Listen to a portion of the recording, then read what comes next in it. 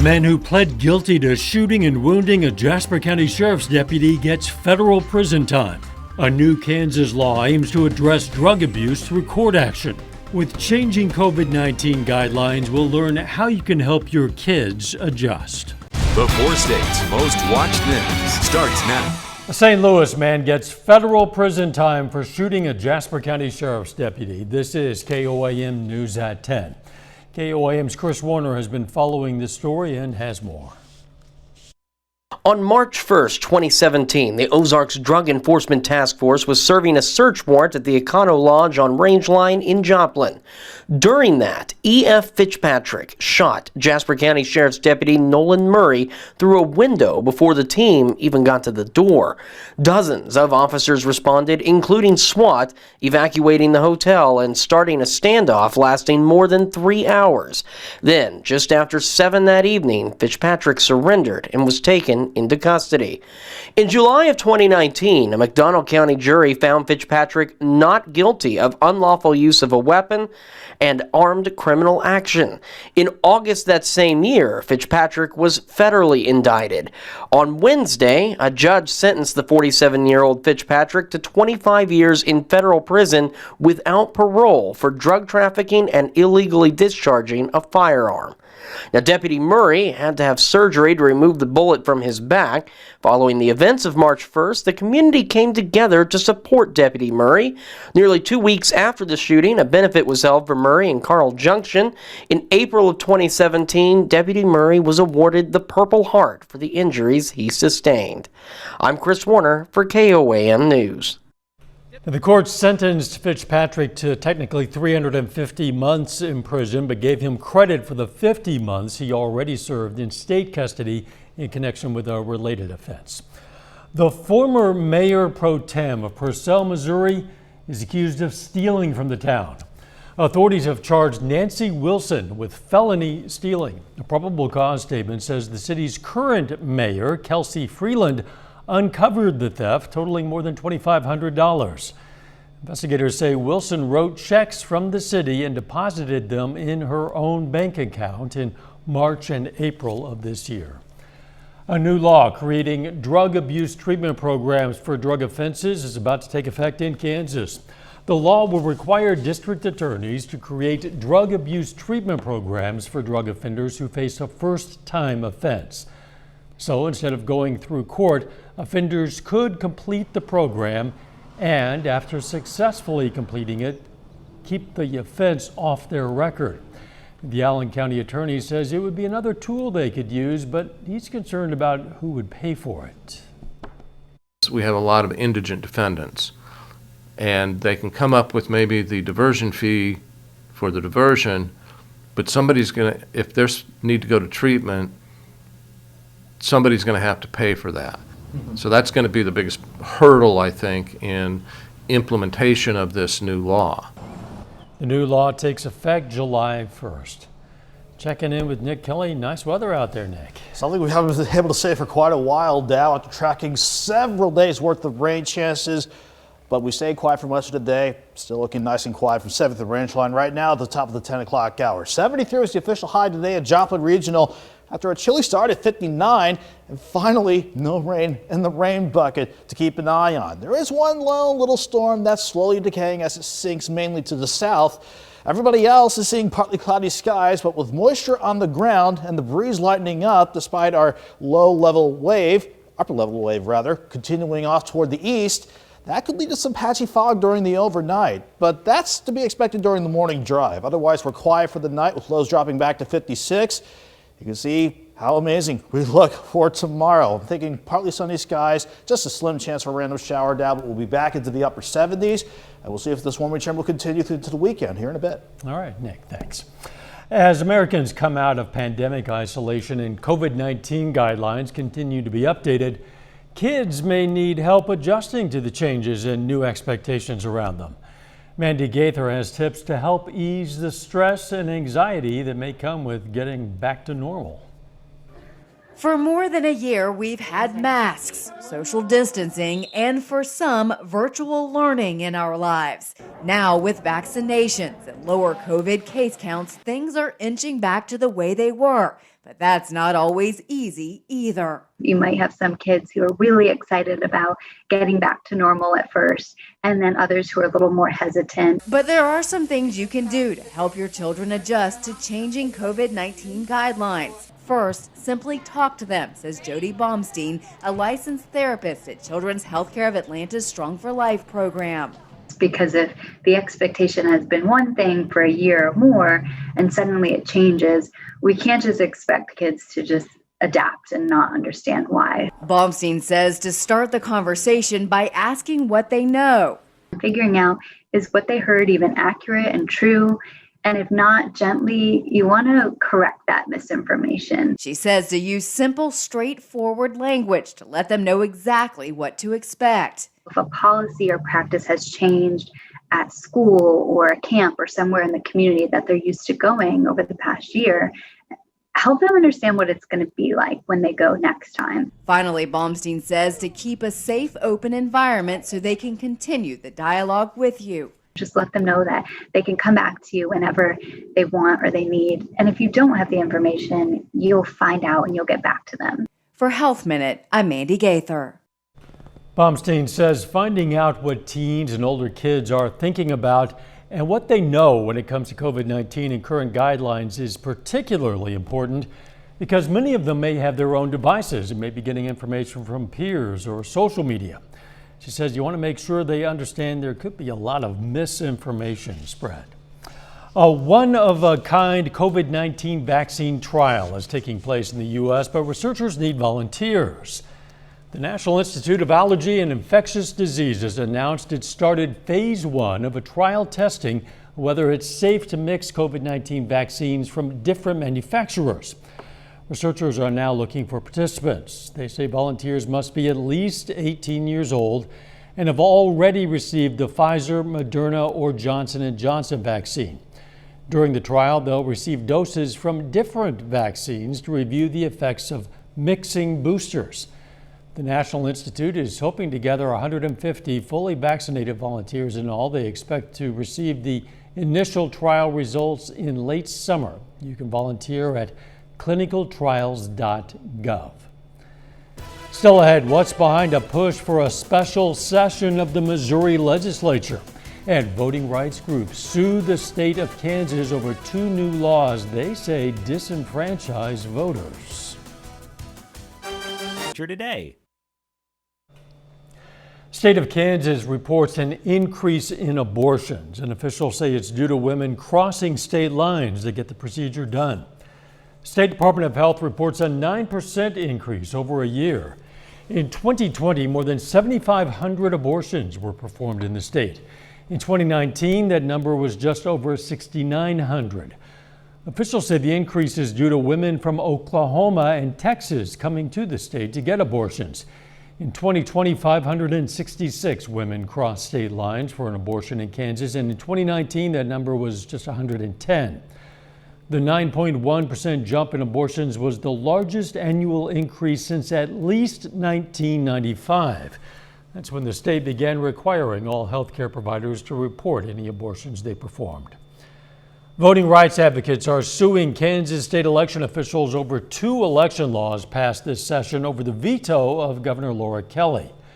The League of Women Voters of Kansas, Kansas Appleseed, and Loud Light filed the lawsuit yesterday in Shawnee County District Court. They object to a law that limits the number of ballots a person or group can deliver from other voters, and another law that reduces the power of the governor, secretary of state, and the courts to change election laws. The group say the laws violate free speech rights and disenfranchise voters. Republican supporters of the laws say the laws will help ensure the integrity of elections. A Missouri lawmaker wants his colleagues to return to Jefferson City for a special session. State Representative Nick Schroer says lawmakers were not able to address all of the issues facing public safety during the regular session that came to a close last month. says lawmakers are asking Governor Mike Parson to call for a special session to address how some cities are defunding police. Our state's two largest cities are in crisis right now due to crime. And unfortunately, a special session is the only way to address this issue and ensure that our law enforcement officers have the tools needed to keep our communities safe. City leaders in Kansas City and St. Louis have come under fire for their handling of police budgets. The St. Louis mayor is considering eliminating unfilled positions in the police department.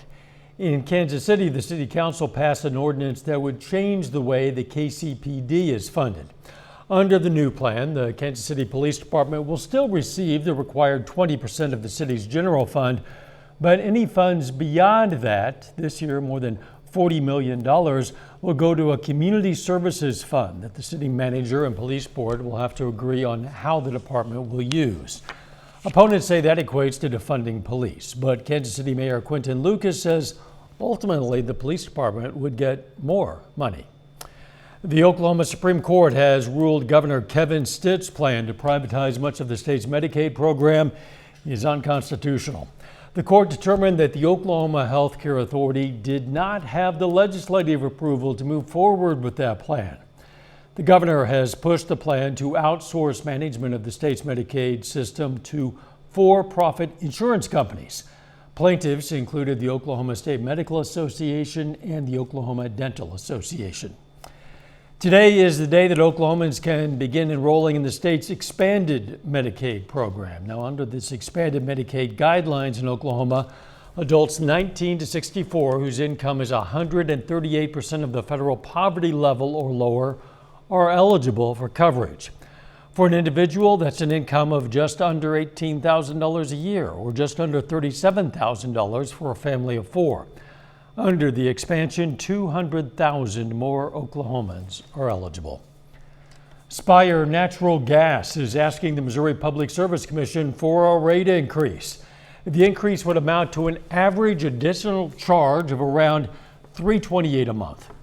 The PSC is hosting 6 virtual public hearings. A hearing for Joplin area customers is scheduled for June 25th, 6 p.m. You can participate through a website called WebEx. You can find a link to that in this story on our website. That's KOAMnewsnow.com. Later, the Joplin Outlaws prepare for their season opener. Plus, after a dry Wednesday and a warmer Wednesday, can this continue into the weekend? Forecast up next.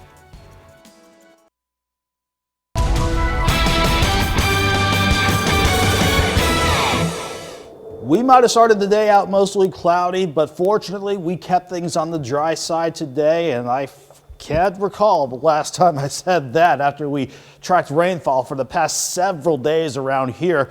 But we went from mostly cloudy skies over Indigo Sky outside of Seneca, Missouri this morning to partly sunny skies and eventually mostly sunny skies right up until sunset this evening. And we deserve a day like this to start drying out, because ever since Sunday, we picked up half an inch of rainfall on the average.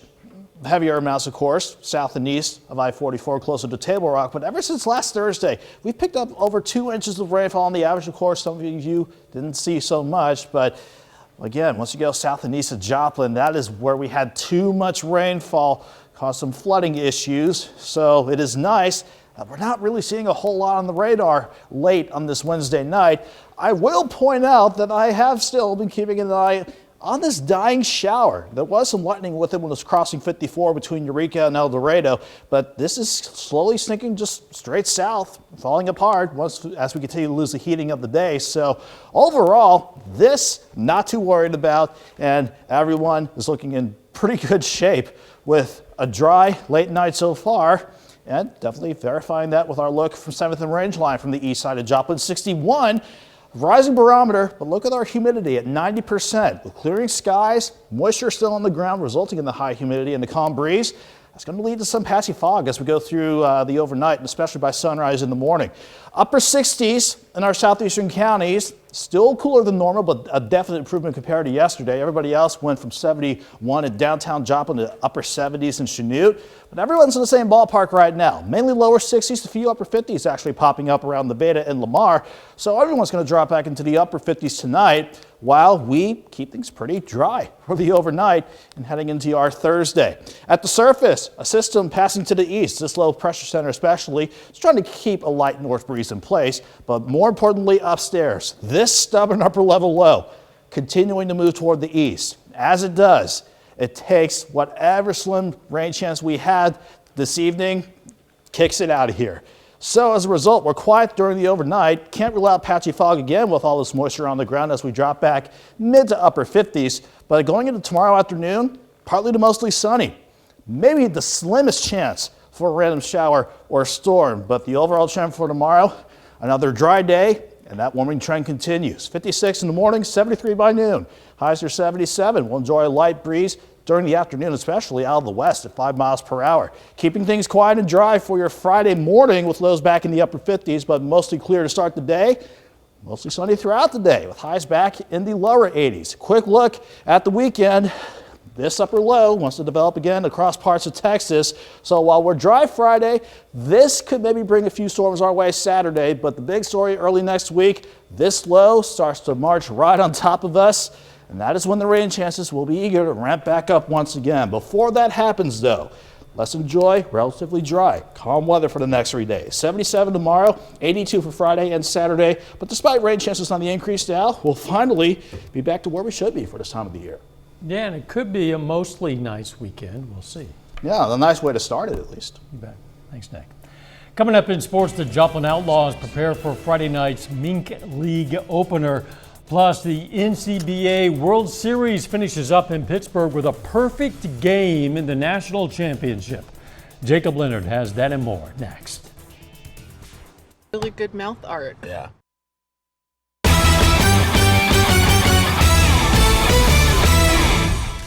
Well, this week is opening week for the Joplin Outlaws. Joplin has a couple exhibition games today and tomorrow before their Mink League opener on Friday. And we caught up with the team to talk about a few changes and getting back on the field after being sidelined last summer. The wait is over for the Joplin Outlaws. Everybody's been kind of off for a few weeks or so, and everybody's ready to get back on the field and get better and try to win some games this summer. The Outlaws have a new head coach in Chris Dawson, who comes over from McPherson College in Kansas. Growing up in Wichita, you know, having some of the Mink League teams come to the NBC tournament, so I was familiar with the Mink League, and I knew it was a good league, so I just wanted to kind of come over here and see what it was all about. They also have a handful of local guys. I'm just hoping to develop more as a player, kind of find the strike zone a little better and work on some stuff and be able to be a good teammate at the same time. Just trying to get some innings in. I needed that real bad, and get some more experience basically is what I'm trying to do. We've kind of all been talking over a little bit of social media, and we're getting to know each other, so I think it's going to be a good team, a lot of energy around it. The Outlaws have not played since 2019, with COVID-19 shutting down last summer's schedule. You missed it last summer, and so let's pack the house this summer and back these boys. This will be the nicest place I've ever played at, personally. I mean, I haven't played at a ton of places, but you see all the boxes up there and all the seats all around, and I know it'll be full on the weekends and hopefully during some weekdays, so this will be a cool environment to play in and a cool place to be at. We're going to have guys that are able to go out and throw strikes and get guys out, and then from an offensive perspective, we're going to be able to hit the ball over the fence, which I like, and we're going to be able to run and steal a bunch of bags, which is always fun. So we're going to be pretty fun to watch, and I think we're going to be able to pick it defensively and play clean baseball. So, as much as I don't want to sound like a coach's answer, I think we're going to be able to do everything really well. Now, the Outlaws open their Mink League schedule on Friday night, facing Des Moines at 7 o'clock at Joe Becker Stadium in Joplin. Now, in the major leagues, the St. Louis Cardinals wrap up their 3-game series with the Dodgers tonight. The two teams have split the first 2 games. Tonight, not going real well. Cards trail 14-3 in the top of the 6th inning.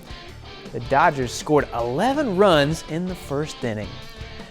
Well, after 6 days and 14 games, the NCBA World Series finishes up tonight in Pittsburgh. Now, the national title game this evening features Iowa State and Virginia Tech. The Hokies and Cyclones squaring off at Pitt State. The winner heads home as national champs. In the second, Jack Quinn finds the gap in right center. 2 will score to double the Hokies' lead to make it 4-0. And John King here in the 5th. Big hit to right with nobody around. He will get all the way around for the triple. Then Kyle Eagle brings King home with a base hit the same way. Game now 6-0. On the mound, Braden Hipsch, he was suffocating Iowa State. Pitching a no-hitter through 5. Quick top of the 7th. Here's the final out.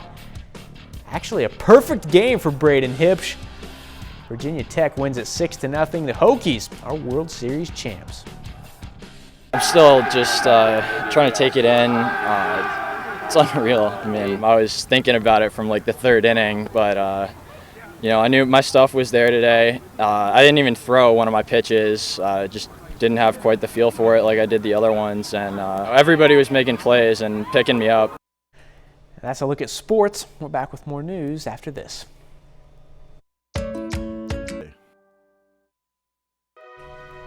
Take time now to honor a local veteran. Sergeant Kenneth Hobson served in the U.S. Army. His hometown, Lamar, Missouri, and we are proud to salute Sergeant Kenneth Hobson. He's tonight's 4-state hero. Now, for some people, just the thought of eating a cicada is enough to make them sick. But people with seafood allergies could actually become seriously ill from eating the insects. The Food and Drug Administration says the brittle bugs have biological links to shrimp and lobsters. That's why health officials say people who have issues with seafood should avoid chowing down on the protein-packed bugs. The creepy red-eyed flying insects have emerged from a 17-year slumber to invade much of the East Coast right now. Aside from those with allergies, cicadas are harmless for humans and don't sting or bite. So if you were tempted to go out and eat a bunch of cicadas, well, make sure you don't have any seafood allergies first. Not that many people were tempted, I suspect. The weather pretty nice. Yeah, once we get past a little patchy fog in the morning, we're pretty much in good shape tomorrow, aside from a stray storm. Most of us dry tomorrow, though, highs near 77. Thanks for joining us. Let's take care of ourselves and each other and make it a great tomorrow.